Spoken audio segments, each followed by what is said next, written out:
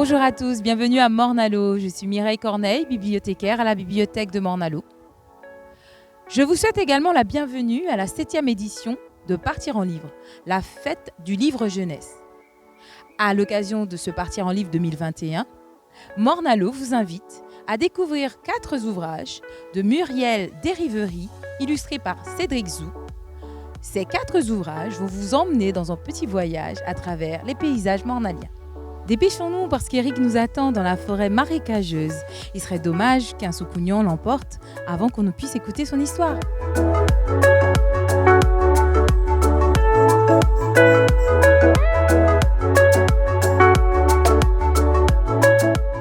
Bonjour, je m'appelle Léopold Éric, je suis garde du littoral pour la ville de Morne-à-l'eau. Je vais vous présenter un livre qui s'appelle Les aventures de Rigobert, la chauve-souris en limbé. Je vais vous lire le premier chapitre. Le royaume de Rigobert. Au royaume de Rigobert, petite chauve-souris des îles, tout était sens dessus, dessous. Longtemps paisible et insouciant, il avait récemment adopté un mode de vie plutôt curieux, puisqu'il tournait autour de sa nouvelle passion pour une jeune doctoresse vétérinaire rencontrée un soir au coin d'une forêt. L'univers de Rigobert s'en était retrouvé tout chamboulé. La jeune et jolie personne étant délicate et attentionnée envers ceux de son rang, bien que cela n'arrivait pour ainsi dire jamais avec la plupart des autres humains. Leurs cheveux avaient plutôt tendance à se hérisser à la simple vue d'une pauvre chauve-souris et ils ruminaient toutes sortes de vilaines légendes à son propos. Sur son physique, pour commencer, « Talaka semble qu'on dégoûte l'eau en gembo », disait-il en parlant de Moonled quelconque, ce qui avait le don de vexer Rigobert au plus haut point.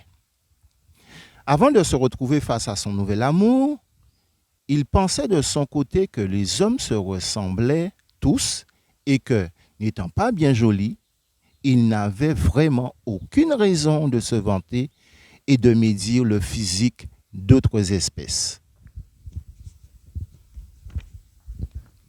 Il avait aussi entendu parler d'une histoire à dormir debout. Des chauves-souris vampires assoiffées de sang humain ou animal. Or, il n'avait jamais croisé une telle espèce dans les parages guadeloupéens. Toutes celles qu'il connaissait se nourrissaient d'insectes, de nectar, de pollen, de fruits ou de poissons, dans le cas du cousin Noctilion, seule chauve-souris pêcheuse de chez nous, mais ne ressemblait en rien à des petits Dracula suceurs de sang. Bien sûr, au hasard de ses discussions avec certains amis, il avait appris que de telles chauves-souris existaient réellement, mais en nombre très réduit par comparaison avec la grande diversité de la famille chauve-souris et aucunement dans nos îles. Bien d'autres mauvaises paroles circulaient à l'encontre des siens, et Rigobert réalisait peu à peu que celles-ci étaient principalement dues à l'ignorance des personnes qui les prononçaient, ainsi qu'à certaines croyances plus ou moins anciennes, solidement ancrées dans leur caboche.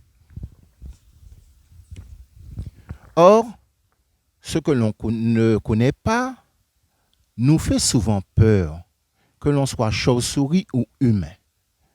Jusqu'à sa rencontre amoureuse, Rigobert en avait lui-même fait les frais. Lui qui s'était toujours efforcé d'éviter les hommes en raison de leur mauvaise réputation parmi les chauves-souris. Il recherchait aujourd'hui leur présence, ou plus précisément celle de Rosalie, sa doctoresse adorée. Il avait suffi d'un regard pour que ses réticences fondent comme une livre de beurre au soleil. Pourtant, leur première rencontre n'avait pas été une partie de plaisir, loin s'en faut.